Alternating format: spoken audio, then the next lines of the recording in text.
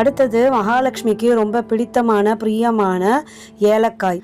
ஏலக்காய் வாசனைக்கு மகாலட்சுமி வசியமாவாங்கன்னு சொல்லுவாங்க. அதனால் எப்போவுமே ஏலக்காய் நம்ம குறையாமல் வச்சுருக்கணும்.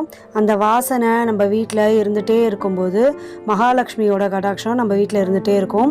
அதே மாதிரி மகாலட்சுமியோட படத்துக்கு, மகாலட்சுமி விக்கிரகத்துக்கெல்லாம் ஏலக்காயில் மாலையாக கட்டி நம்ம போடும்போது நமக்கு அதுக்கான பலனே இன்னும் அதிகமாக கிடைக்கும். அடுத்த மங்கள பொருட்களில் நம்ம பார்க்க போகிறது கஸ்தூரி மஞ்சள். முதல்ல நம்ம குண்டு மஞ்சள் பார்த்தோம். இது கஸ்தூரி மஞ்சள். கஸ்தூரி மஞ்சள் பார்த்திங்கன்னா இந்த மாதிரி தான் இருக்கும்.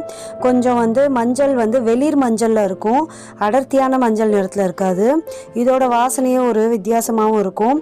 இதுலேயும் மகாலட்சுமி வாசம் செய்கிறாங்க.